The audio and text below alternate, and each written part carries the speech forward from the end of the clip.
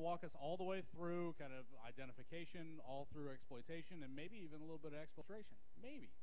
We'll see what happens. So let's give Bill a hand. He's put a lot of work into this, and let's pop some boxes. Hey, thanks, everybody. So I'll try my best to stay on this mic. And by the way, I can't handle you guys being quiet this whole time, so make sure there's shouting noises. You can call me names, call me fat. There we go. The whole time, I want to hear some stuff. Whoa. I just heard a train. That was not what I was expecting. Okay, so tonight, we're going to hack somebody else's box, all right? So we always talk about hacking your box. Not tonight. We're hacking someone else's. All right, so about me. So I got my start in security by hacking a local telephone company when I was probably much younger than you, all right? So I was back in my backyard. I had one of those little green boxes, you know, and just my curiosity just killed me. What is inside that thing? So I took it apart, started listening on my neighbors' phone calls, figuring out, what can I do here? Anyway, that curiosity has kept me through. I've continued to, I kept working on that local telephone company, and now I manage a team of badass motherfuckers that protect a local telephone company, and I am serious. Our job is to catch people just like us. Everybody in this room, you're who we're trying to catch, all right? The difference is that we have ethics, and more importantly, the fact that we're going to have permission, okay? That's really important, ethics and permission. Now, look, I really love hanging out with you guys, and I love learning from you guys, and I love having this microphone. So if I happen to just go off and just chat and kind of move away from the presentation, somebody say, hey, bring it back. Okay. And, so we do catch people like this, and we also catch stupid people, too. Okay, wait. Are you guys going to train hackers in hell? Well, hell yeah, we're going to train hackers. All right, so I love hackers. I love you guys, but back up. I got a little crazy. All right, I love training hackers. Oh, my gosh, stop. Oh, I know, this is my friend. All right, I quit. I'll just sit here and wait.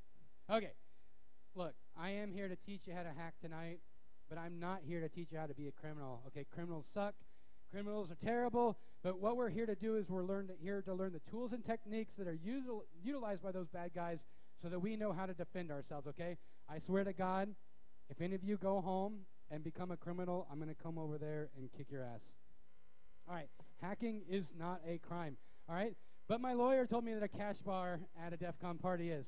Where's my lawyer at? Oh, there he is.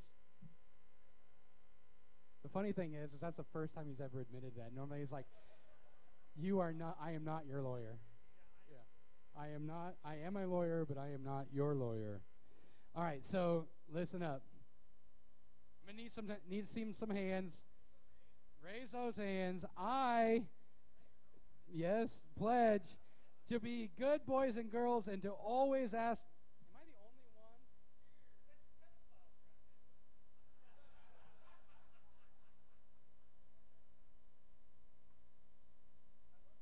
I'm really disappointed in that.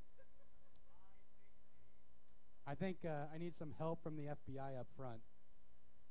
Okay, anyway, I pledge to be a good boy and girl and ask permission before we say, hey, guys, watch what I can do. Lols.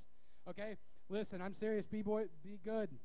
Okay, this is a safe place, all right? And this is what I was going to earlier. This is a safe place. If something isn't working, now is the time to ask, all right? No one's going to judge. If something's not working, raise your hand and ask, okay? Ask someone, and if you see somebody that's raising their hand, needs some help, and you feel like you can, please assist. That's how you show your elite tonight. All right, ladies and gentlemen. Tonight we hack. Come on, let's hear it. Oh, tonight we hack. And tomorrow, I'm thinking Arby's.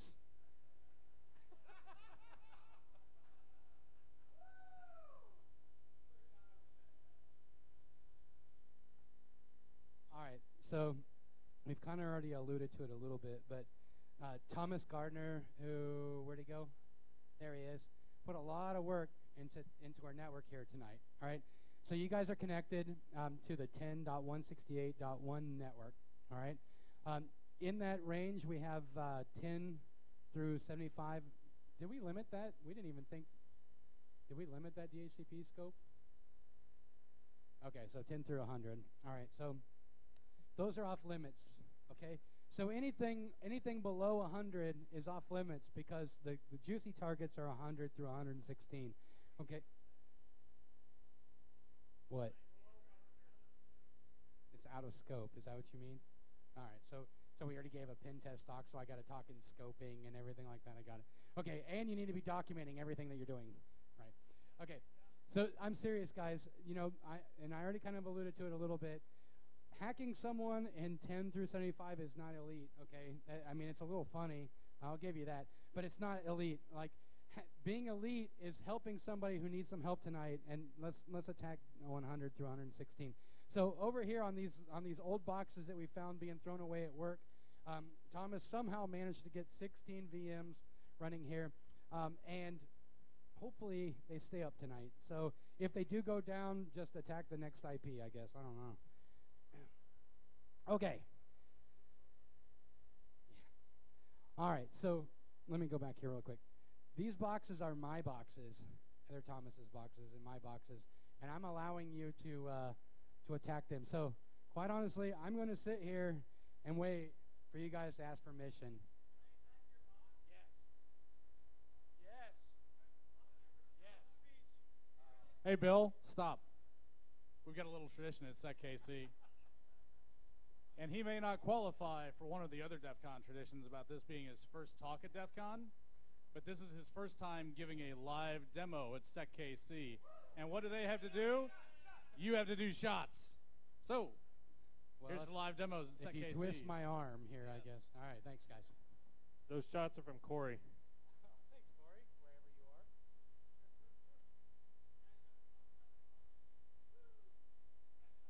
A couple more of those and you won't have to ask me.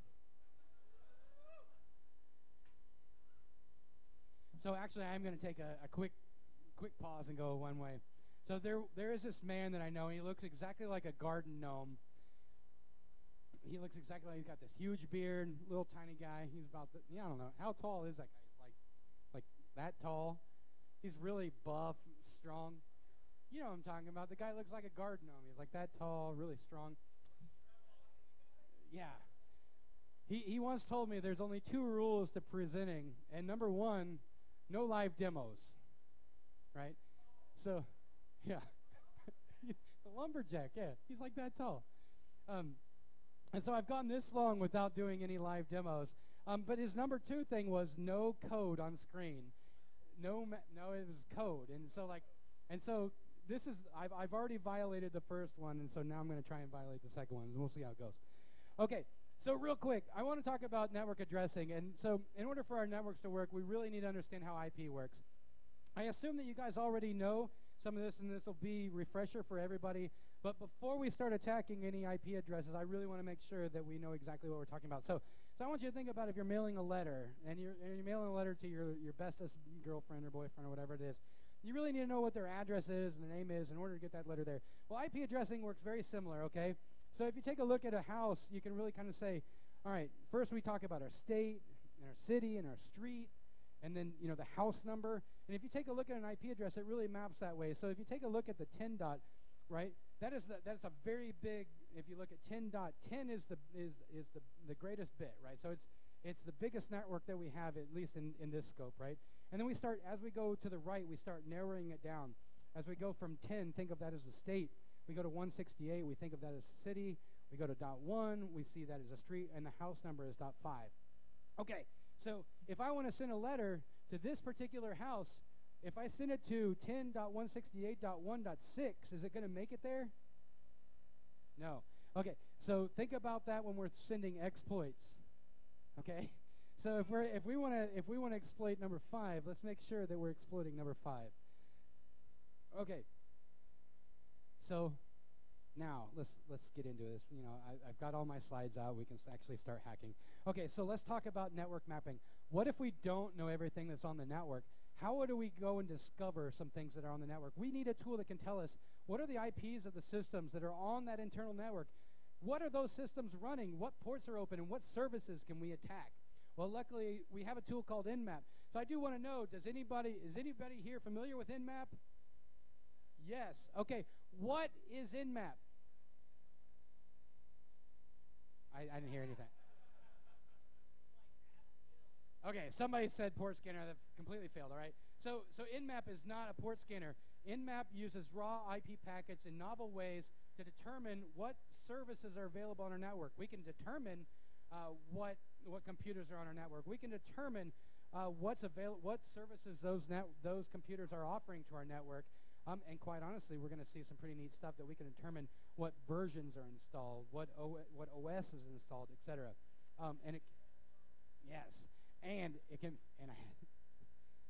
I shouldn't have had that last shot. And it can be used as a port scanner too. So hackers, I'm ready. Raise your weapons. Okay, I'm ready, hackers. Everybody join SecKC or SecKC number 2 and open a terminal window with me. Let me know when you guys are ready.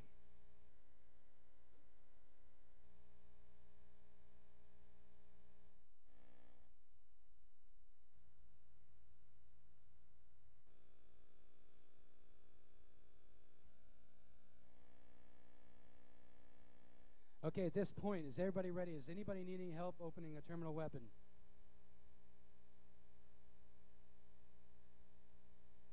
There's no GUI in this talk tonight. All right, well, thanks. We can go forward. All right, so everybody, I want you to type Nmap and then hit enter. An Nmap for you. An Nmap for you.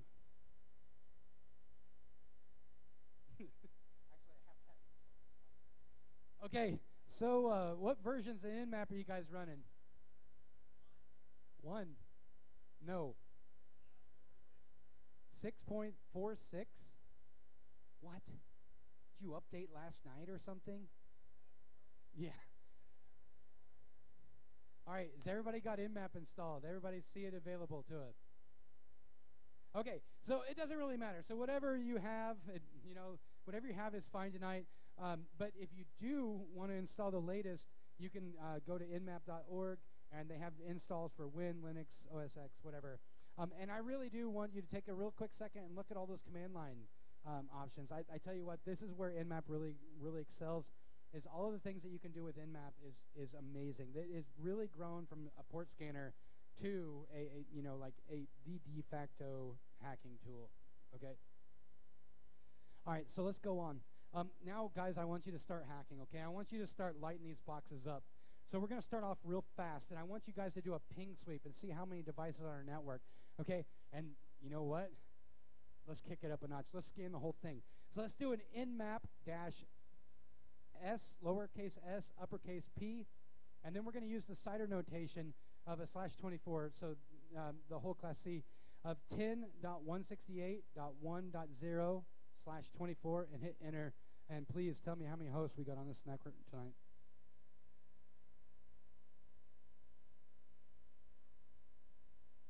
Four? Did you say 58?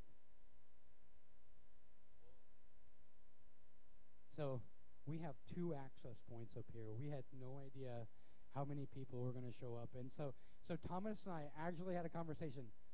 How many computers do you think a WRT-54G from 2008 can support? So I'm pretty happy with 50, whatever. That's pretty badass. Is everybody else seeing? How many hosts is everybody else seeing? You guys out there? All right, well, let's move on. So what if we want to know about... Okay, so -SP, what did -SP do? What we sent Nmap was a flag to say, I just wanted you to go out and ping all the hosts on the network. Okay, we didn't do any port map or anything like that. We're just pinging. So let's move on to the next step. What we're going to do this time is we're going to do an nmap-F and then the same CIDR mask. Now -F says, oh, check this out. So Fyodor, the creator of Nmap, scanned the entire internet. He scanned the entire internet, and he went out and said, these are the top 1,000 ports. These are the top 500 ports. So he ranked all the ports of all of the systems on the internet. And when we do a -F, F, we are going to scan the top 100 ports on those systems. So let's go ahead and do that. Nmap-F, and then our CIDR block there, and go ahead and hit enter. Hopefully this wireless network can stand up.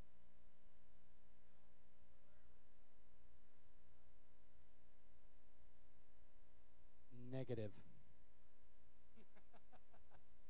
Go ahead and try, pal.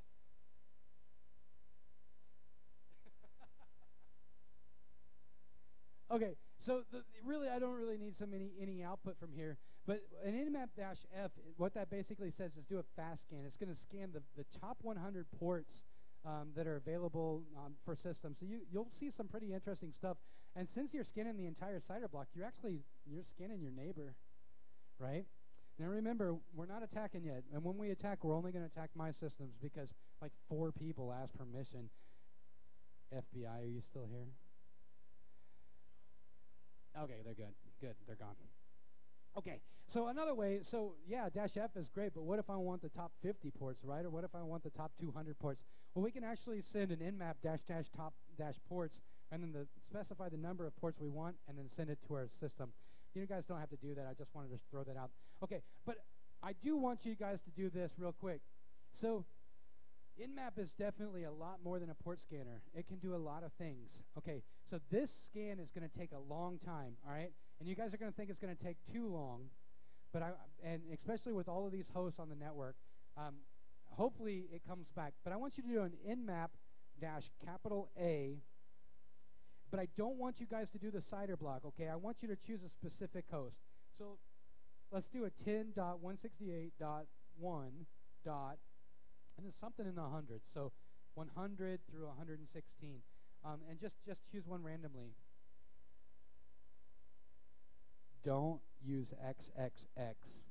That would be actually if yeah that's okay. That was funny. That would be terrible. Okay, so after you issue that command, your nmap will sit for a while. And one thing that's really interesting, I think it was like 2 or 3 years ago, nmap went into the summer of coding, and one of their interns, someone from a college, coded in if you hit enter while nmap is going. If you hit enter, it'll tell you where you're at in your scan. It'll give you a percentage of complete. Okay, and that's great on a -A. So let's talk about what -A does. So -A says, give me all the things. Okay. -A says, I want you to not only scan all the ports, I want you to query every port and determine what service is running. -A also runs some NSE scripts to kind of tickle those ports and figure out what's going on. How's everybody doing? Everybody doing good?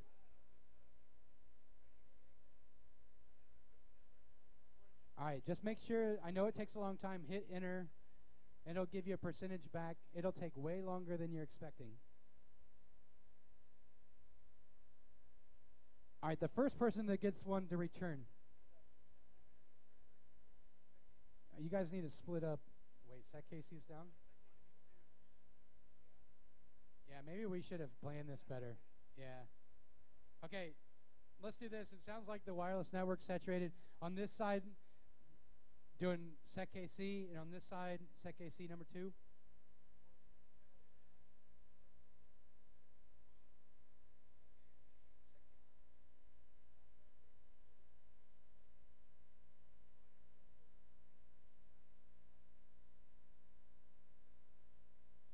So I am going to hang out here a little bit until we at least get one person.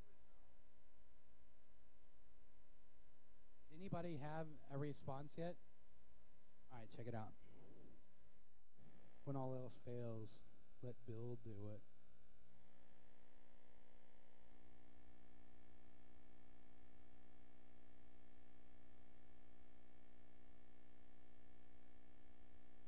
Are they supposed to be on fire?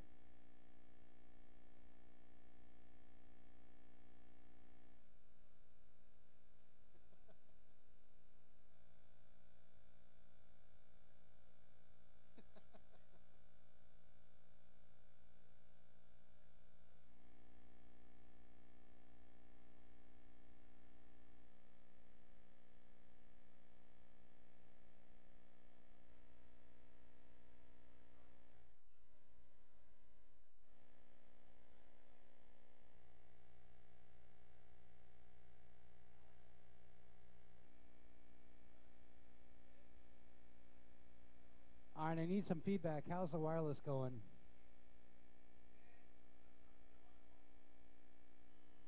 2 thumbs down from 2 people I trust. That's not good.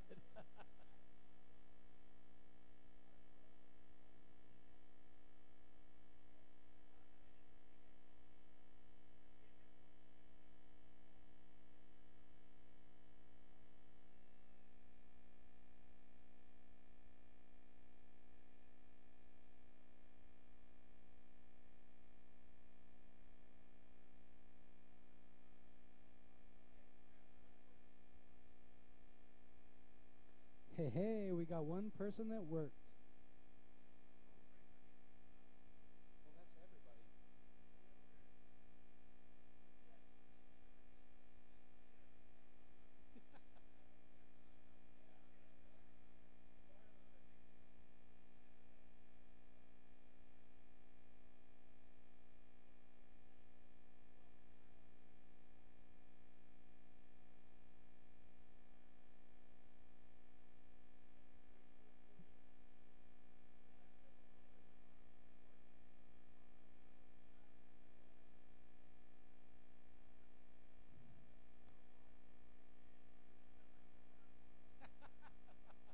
Who does number 2 work for?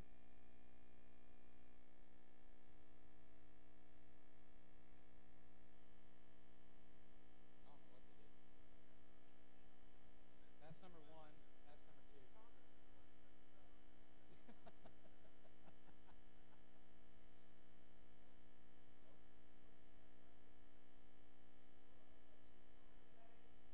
Hey guys, we're resetting the routers, and if nothing else, I've got it up here, and you guys can watch me hack. That's just as much fun, right?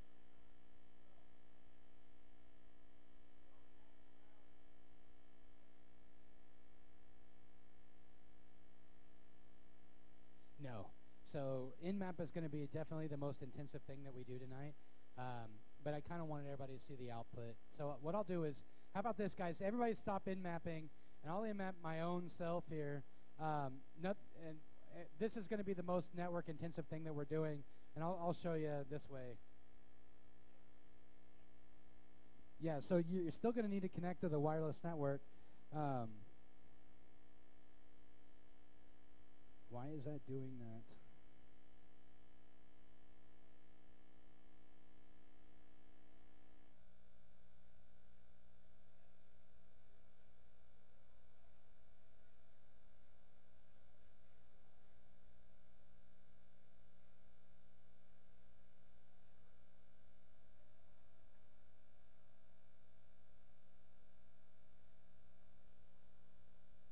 Okay.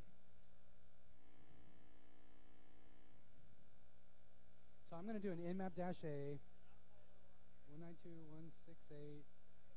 This is not on the network, so it's okay. No, I'm on my own network. Okay. So what you guys can see, let's not do nmap, and I'll run it. So what I'm going to do here is nmap-a, and I'm going to scan my local system that I have here on my box right here, okay? So here we go. I got nmap 6.4 whatever. It's going to run. I can hit enter.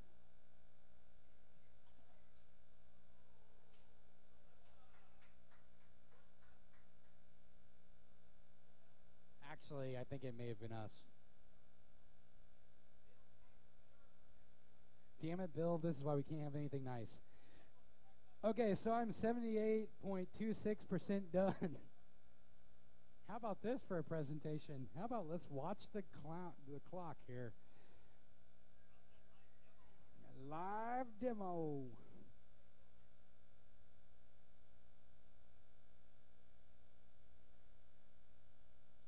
So the best part about hitting enter is when it hits the NFC scripts, it'll go backwards. It'll go back to like 70%.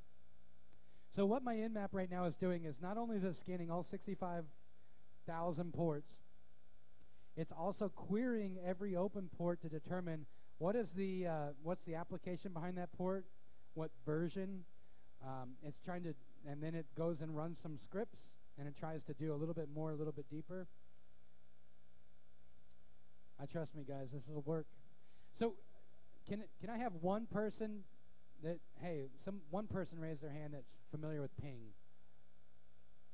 All right, Randy, can you ping 100, 101, 102? Oh, really? There you go. Well, let's just see what's up. Don't in-map them, but let's ping them and see if they're there. Remember, do you guys remember before my talk started and I said, please don't ruin my shit? Thanks a lot. My shit. Oh, I'm so close. Service scan's done about 100%.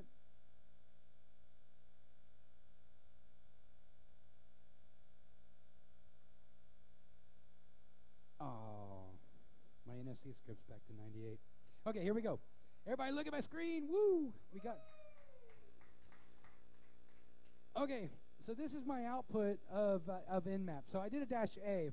And so what I see here is I see that we have port 21 open. Okay, I identified that it was port 21 TCP. It was open FTP. Not only that, it determined that it's running an VS FTP server version 2.3.4. How amazing is that? Guys, not only did it see the port is open, but it's able to identify the service. Okay, so let's just kind of cruise through here a little bit. We see VS FTP, we see OpenSSH, we see a Telnet D, see a mail server, bunch of stuff, right? See bind. All right, we see that it's running a web server. All right, going on down. Don't look at this one. Okay, the one that makes me curious is this one. Don't do it. So this one makes me curious here. So we've got an IRC server and an Unreal IRCD server. So I just want you guys to remember, we're right now for the sake of this demo, we're going to target this Unreal IRC server just because I like it. Okay. So let's go back. Okay. So we took a look at Nmap and we took a look at the NSC scripting engine a little bit. So we saw it as a result of our -A. I want you to see some of my favorite Nmap scripts. So if you were to do an Nmap -lowercase s uppercase C and a host name, that will do Nmap's basic list of NSC scripts. I don't have the number in front of me, but it's basically Fyodor's favorite scripts. Okay, but what's great is you can specifically target scripts. There was some scripts. Listen, who remembers Heartbleed? You know, like, yay, Heartbleed, we all have jobs. Okay, there was Nmap scripts that came out that specifically target Heartbleed. This is how you could say --script equals heart, you know, like whatever it was, NSC, Heartbleed, whatever. But you can also, one thing that you guys might not know is you can also call NSC scripts by category, right? So if you were to do a --script and then the categories such as auth, broadcast, brute, default, discovery, etc., exploit. Nmap can be a vulnerability scanner too. Okay, so Nmap scripts can do all kinds of things: network discovery, vulnerability detection, backdoor detection, etc. Trust me, if you guys spend a lot of time on this slide, you have a lot of fun. All right, so I'm going to get out of Nmap and let's go have some fun. But first, before I move out, so now that we've seen what hosts are online and what ports are open and what servers are on them, as good guys, do we care? Yes, put it in your report. Okay, as bad guys, do we care? Yeah. Why do we care? Okay, so if I was a bad guy and I did an Nmap and I see that it comes back as Unreal IRC daemon running, what do? Yeah, I Google, right? I say Unreal IRC exploit. I Google VSFTP 2.3.4 exploit, right? So Nmap was able to give us some intel that allows us to maybe get a foothold on that system. Don't worry about what common, interesting, unencrypted protocols, etc., common TCP ports. But as a group, I do kind of want to understand, all right, and for the seasoned people in the audience, let's shut up. But how would we quickly and very quickly scan and show all the hosts that are running a web server? So those that are new to Nmap, don't worry about the command line arguments. Don't worry about that. But what would we want to target? If we were looking for a web server, what would we want to do? Yeah. Right? So we would tell Nmap we want Nmap-P stands for port 80 and then our range, and we would easily, very quickly get back all of the hosts that are running web server. All right. So here's an output that I saw. This is basically the same output. I did, instead of a -A, I did an SV, which stands for just do the service versioning. SV stands for service version. As you can see, I still have the same output that I had before. I still see that IRCD server, and that's what we're going to go after. Okay, so let's talk a little bit about exploitation. So in order for an exploit to work, we need three things, right? We need a vulnerability, we need an exploit, and we need a payload. And this is actually really important, okay? So a vulnerability is a condition where we can say that a particular application can be compromised, or it can be crashed, or it can be overtaken by an attacker via some method, okay? This is a really good question, and it's very important to me that you guys get this. Can any point, other than changing source code, can we insert a vulnerability? The answer is no, right? So the vulnerability has to exist.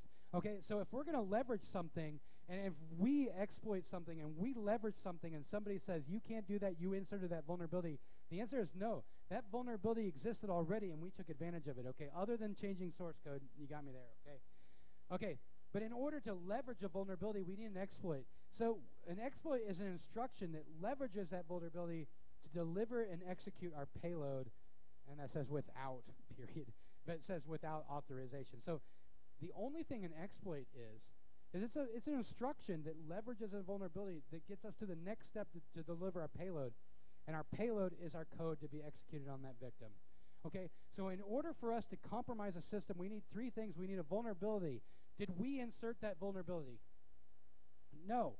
We need an exploit. Did we insert that exploit? Yes. Okay, look over to the right. We have the poor computer with the sad face. That guy's vulnerable. And we also need a payload. Did we insert that payload? Yeah, right? So in order for us to exploit a box, we need those three things, and we can only control two. Okay, so once we have those three, and they have to match, right? So the vulnerability, let's just say the vulnerability, we're going to a login screen. And in order to leverage that vulnerability, we have to type in like 85 A's, whatever, okay? So we have a vulnerability. If we type in 85 A's in the login field, we can exploit this system, right? But our exploit only has 84 A's. That doesn't match, right? So our exploit and our vulnerability have to match. In fact, our payload even has to match as well, because we're only going to be given a very limited amount of memory space. And so not only does our exploit have to fit in there, but our payload has to fit in there too. And I'm going to tell you something. It's very, very uncommon for all three of these things to match. I don't care where's Brian at. I don't care what Brian says. This is not easy, okay? All three of these components have to match. We have to have the same Legos in order for us to do a happy dance, all right? But luckily we got Metasploit. All right, so Metasploit is a whole bucket of Legos, all right? So I've got this whole bucket of Legos, and then I can say, okay, I've got this vulnerability. Now, what exploit can I find that plugs right into that? What payload can I find that plugs right into that? Okay, so that's what we're going to do tonight, guys. We're going to use Metasploit. Everything is all, oh my God, I should have used that. I wish I would have done that. That was pretty badass. Okay, so on your computers, I want you to type MSF console, and we're going to hang out until Ruby decides that you can have Metasploit. Once you have Metasploit, go ahead and raise your hand.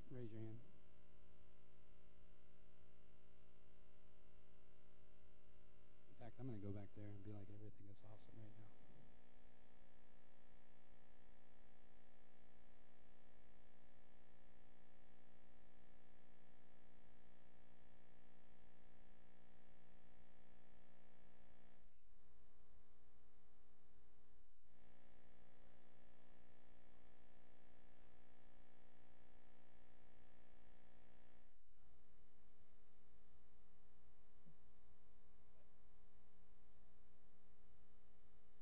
Do we have some people at least trying? All right, I got a few. Okay.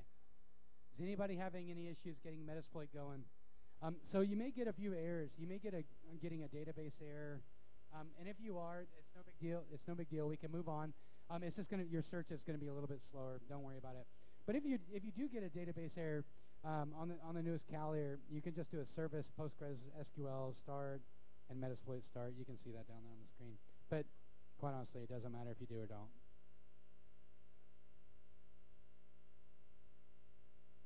All right, is anybody not ready for me to move on? Please, it's okay to raise your hand and say, hold up, wait a minute.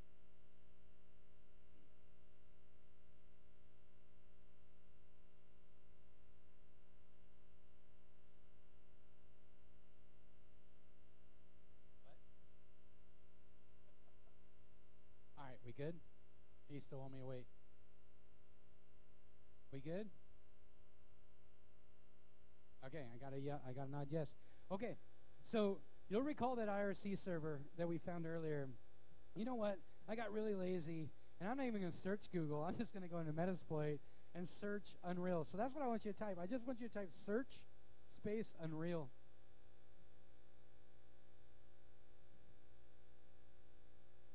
Using slow search. That's okay.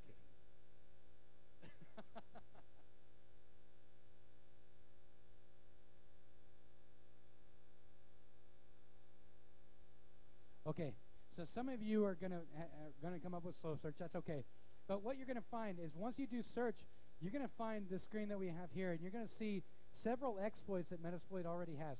So we see exploit /Linux/games/UT 2004. If you look at the description, that's Unreal Tournament. I don't think that's our deal. So let's look at the next one. All right. So if we see Unix IRC, Unreal IRCD. And then I see over in description Unreal IRCD 3.2.8.1. Hey, I don't know. Let's give that a shot. So in the command line of Metasploit, we're going to type the command that I have down here at the bottom. And if anybody needs any help, please raise your hand. Use space exploit /Unix/IRC/U, and then just hit tab, and it'll finish everything for you.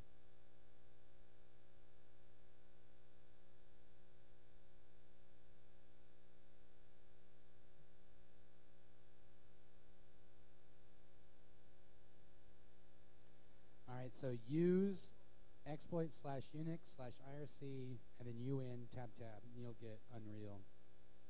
And then hit enter. Okay. So recall our Lego set real quick. Our Lego set needed a vulnerability, and as an attacker, do I have any leverage over that vulnerability? As an attacker, am I the one doing anything to create that vulnerability? No, that vulnerability has to exist, right? Okay, so we've already set our exploit. That one's up to us. Next was the last one was our payload, okay?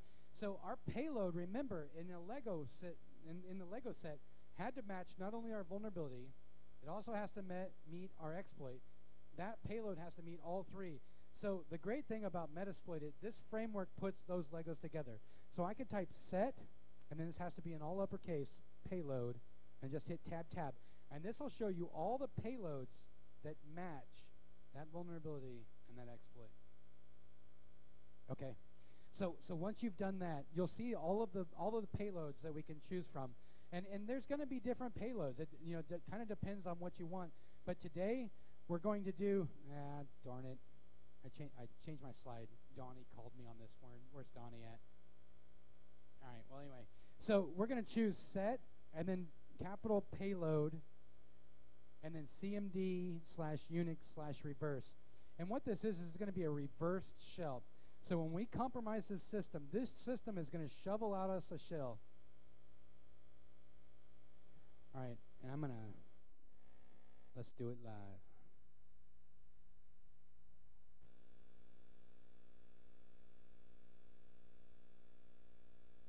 You guys can wait on my Ruby to compile.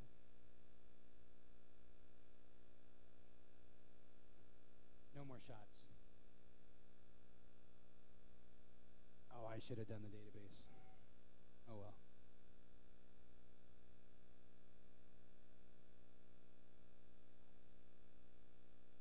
right, so is everybody with me so far? Does anybody have any issues that we need to resolve while we wait on mine? Everybody okay? Everybody good? Up right there. Okay, so at this point, we have identified our vulnerability. Our vulnerability is there's a backdoor in the Unreal IRC daemon. We've identified our exploit. We've chosen Unix IRC Unreal IRCD. We've set our payload to be a reverse tunnel. Here we go.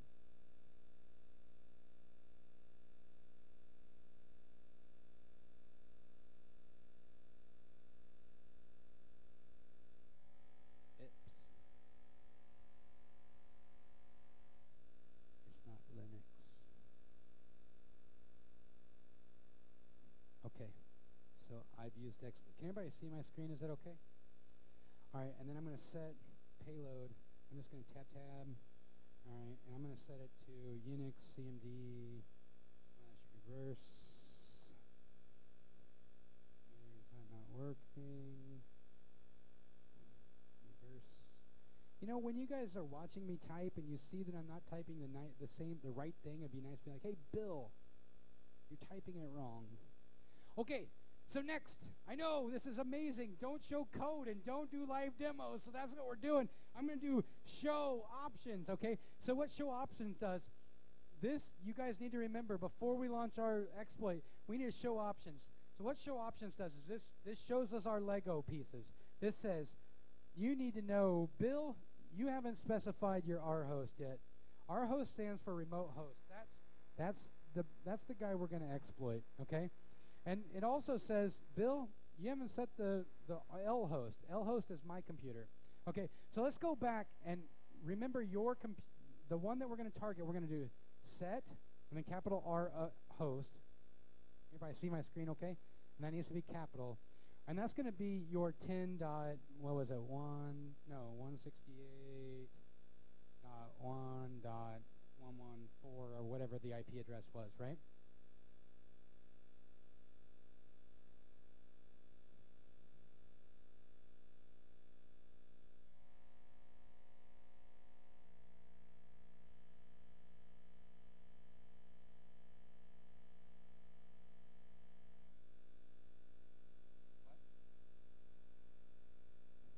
Yeah, I think it'll be all right. I think this one's pretty stable.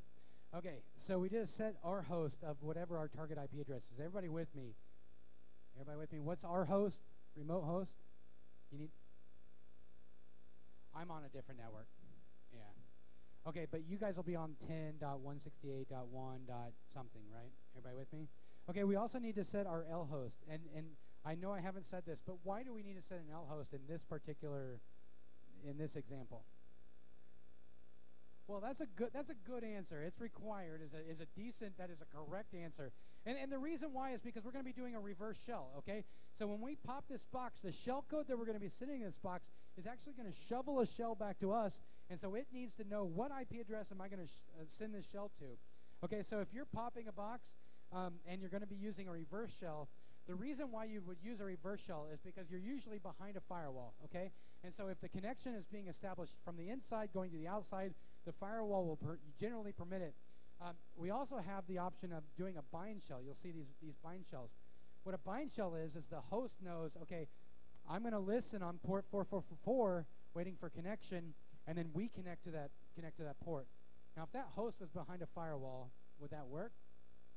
No, right? The firewall prevent us. So when we do a reverse shell, that host is calling back to us, and we bypass that firewall just like that. Okay, so I'm going to do a set L host, and I'm just going to tab. Metasploit's so awesome, it says you probably mean you.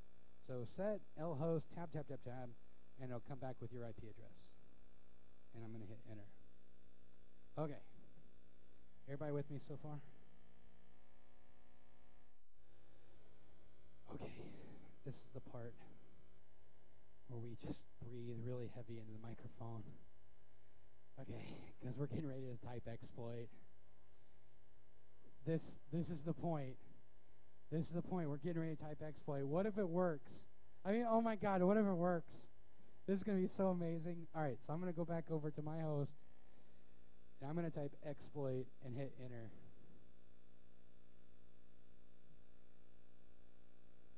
Oh my God. All right, let's see some claps. So what we got here is we got a command shell on session 1 open, and watch this. ID. Oh, I got root. So when we got root, we got to do the root dance. All right. So when you guys get root, I want to see some root dancing going on. Here, I'll give you some music. I want to see some root.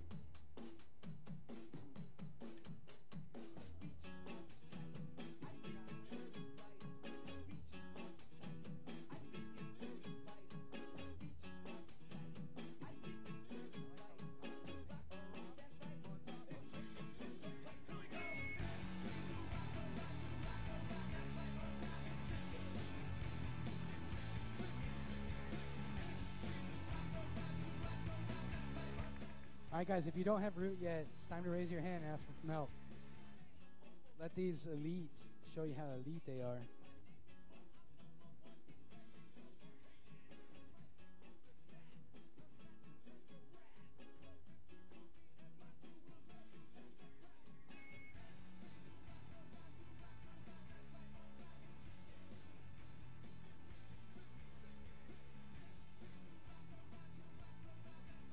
All right, let's see some hands. Who's got root?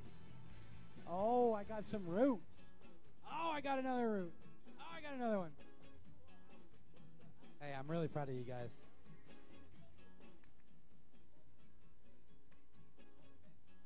All right, is anybody still working on it? Want me to give it? All right, got a couple. Hey, if you need some help, we got some really smart people in the audience. Raise your hand. You can get some help.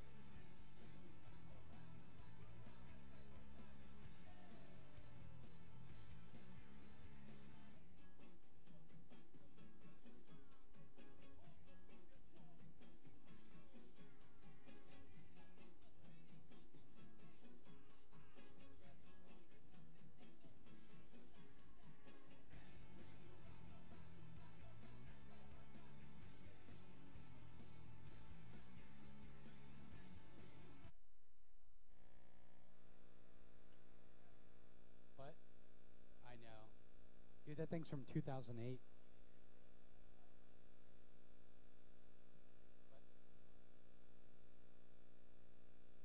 All right, SecKC number 2 is going down. SecKC is still up.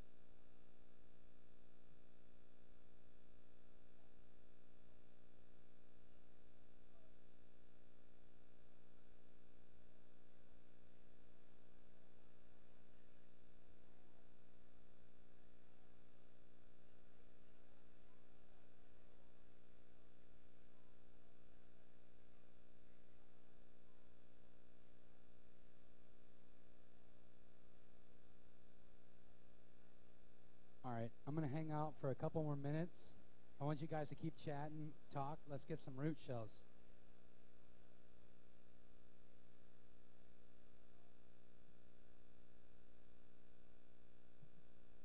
Okay, for those of you that do have a root shell, what's wrong? There's something wrong with my shell. There's something wrong with this thing. I mean, I can do an LS. And I can move around. But it's not very pretty.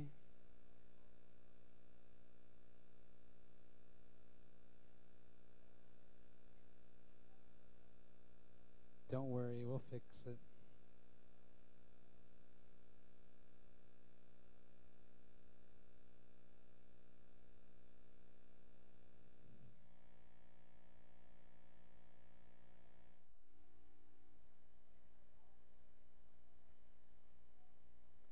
All right, so for those of you that do have root, so what? What are we going to do now?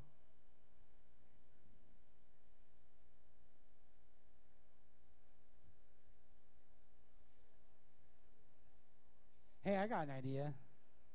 I got an idea what we can do. I mean, let's see. If I do an ID and I'm root, I can probably cat Etsy shadow.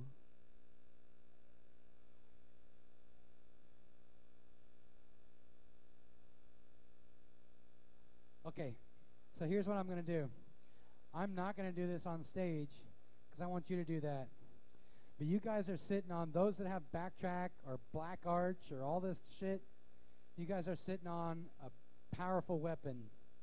I just catted Etsy's shadow.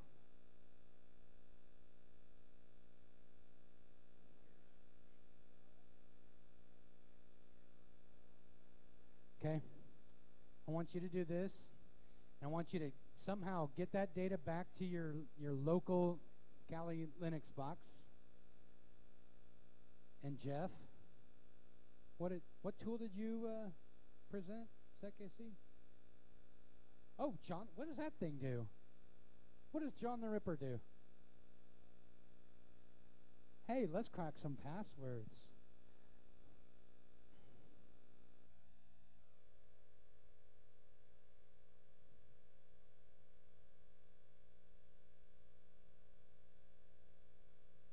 So there's lots of ways that we can do this, right?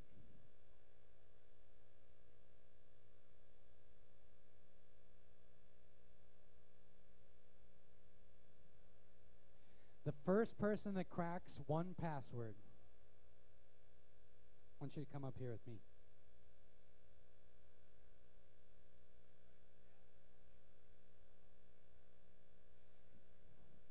Andy, I like where your head is, man. What's the point? Because the point is, the first time you're on a box, you always grab the passwords. You're going to need them later. That's rule number 1. You're going to need them later, because what do people do with passwords? They reuse them.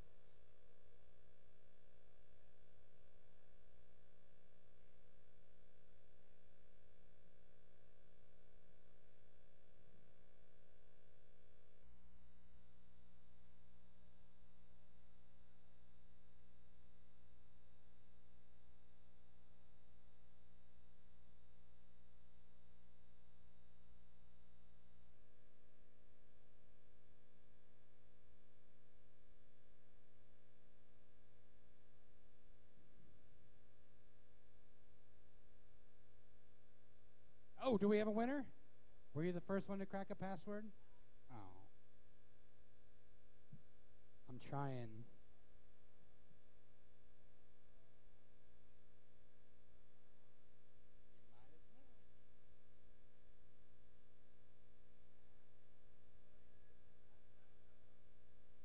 Tom, you already won.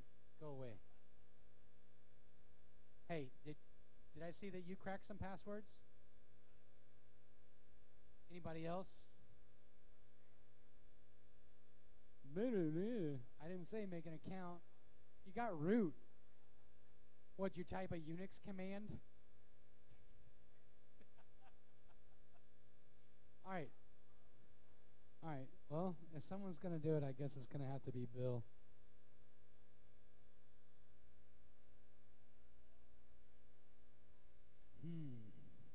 What should I do here? I could go, surely there's some sort of text editor or something or somewhere. I don't know, what would I do? I don't know where I would go.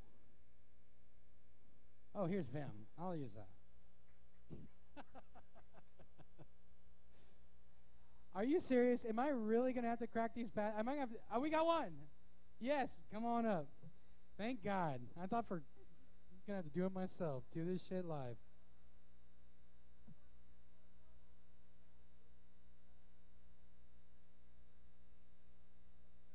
Anyone on count will do. What did you do? And I need you to talk into the microphone.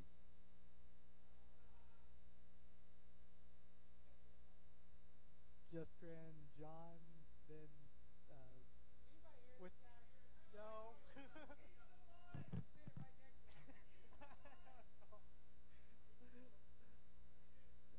Ran John the Ripper with the shadow file, and then showed the cracked passwords.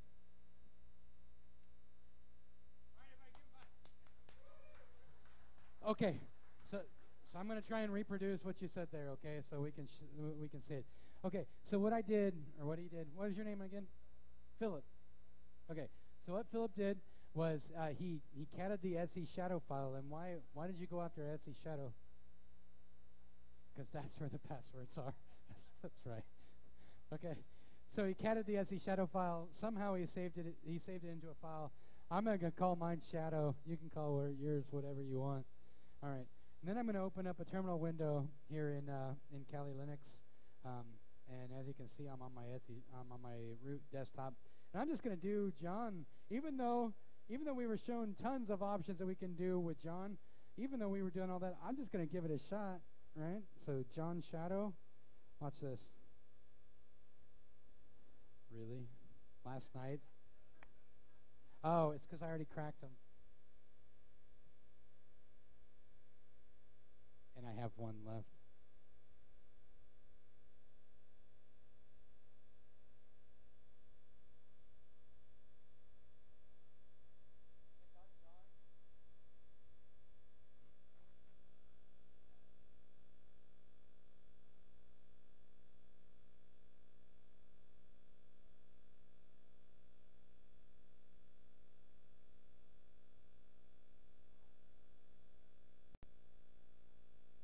Let's try this again. Okay, look at that. Boom. Boom. All right, so at this point, I got 1, 2, 3, 4, 5, 6. One's called Batman.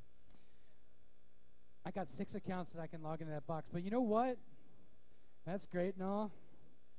That's great and all. You know what, pal? That's even your name.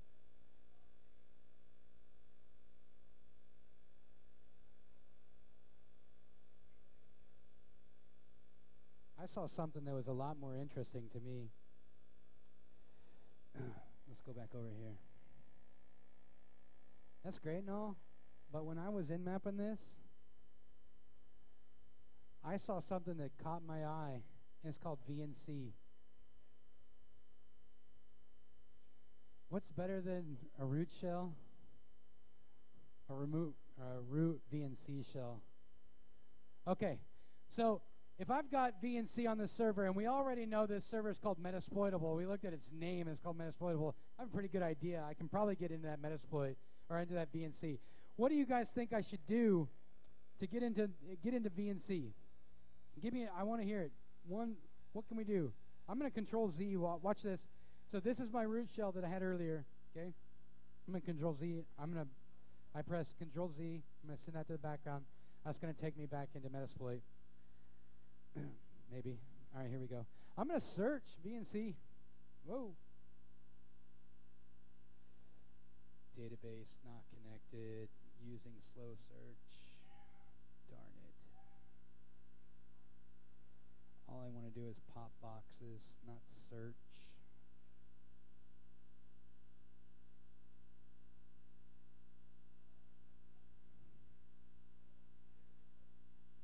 Am I going to have to do this one all by myself, or is somebody going to beat me to it?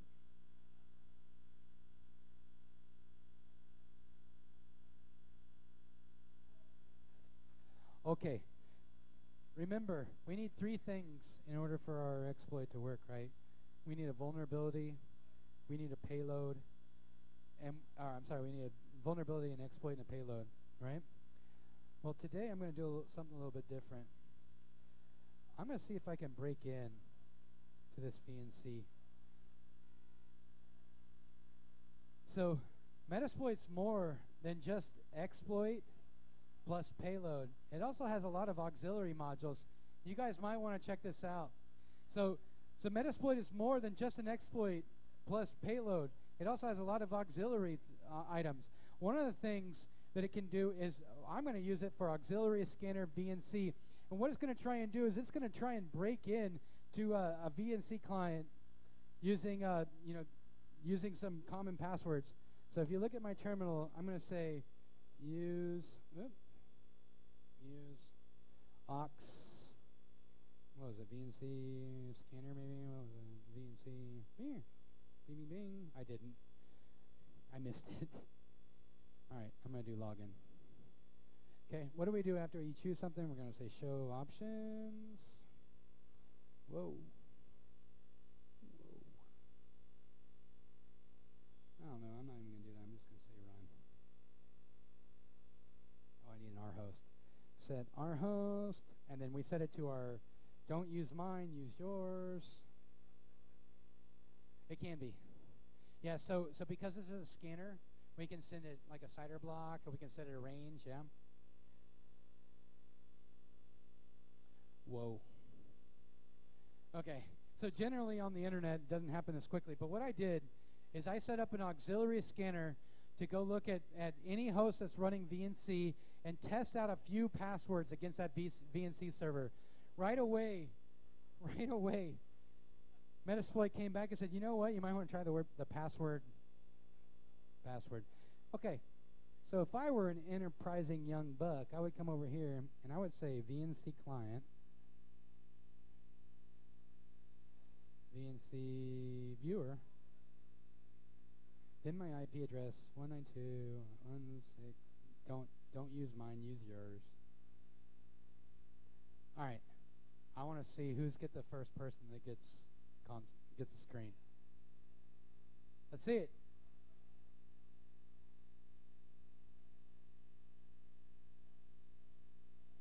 Don't make me do this. All right, I can't help it. Boom. It just feels so good. I kind of feel like I need to do a happy dance right now. All right, who's got a VNC? Randy's got a VNC. Everybody give Randy a hand. That guy, we go back so far to hacker space. All right, who's trying to get a VNC? Who's working on it? Anybody got one? Yeah, John's got a VNC. I'll show you. So what I did is I did a search, VNC, okay? And then I found up here in auxiliary, I used auxiliary scanner VNC login. And if you see, I'm sorry that my screen's just kind of like drawing funky here. Yeah, let's get rid of that. Sorry. Nope.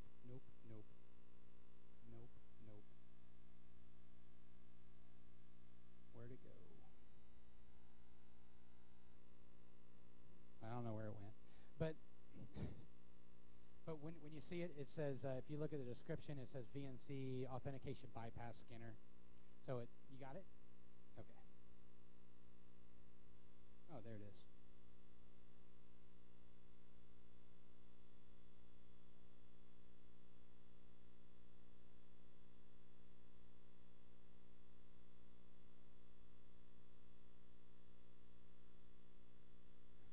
Okay.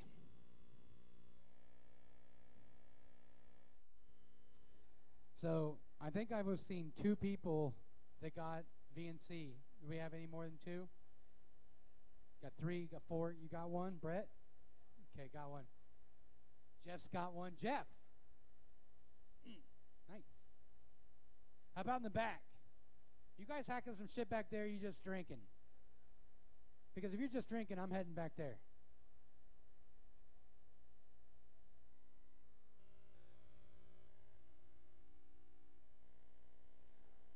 Okay.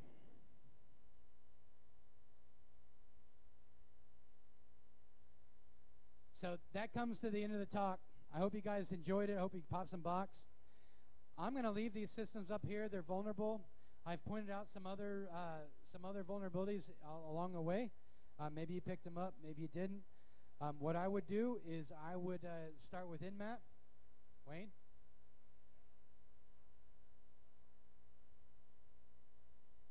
Yeah, so Wayne said if you'd like, there are a lot of tutorials on how to not only set up Metasploitable like what, oh, how about I talk about that? So the 16 systems running on this box are Metasploitable 2. Metasploitable 2. It not only comes with a bunch of services that we attacked tonight, but there's a lot more. Did anybody happen to look at the web services? everybody has a small soft spot in their heart for Tomcat, don't they? Especially in this room, right? Right. Right. So there's a lot of services on these boxes that are exploitable, and we'll go ahead and leave them up. By the way, I'm one of the ones that are hiring. If you get a talk, you actually get a microphone. You can say, "Hey, I'm hiring. If this was way too easy for you, I'd like for you to come and talk to me tonight."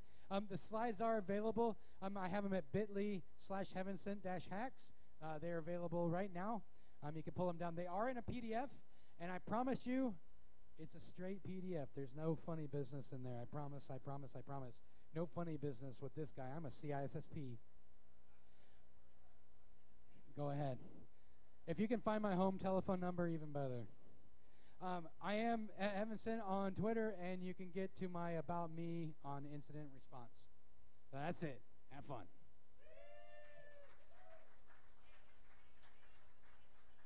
I didn't hear a word you said.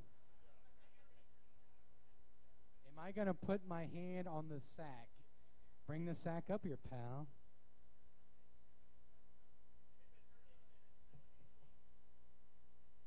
Oh, yeah. That's a good idea. Hey, Phil. Come up here for a sec. Hey, Dan. Get up here, Phil. Put your hand in the sack.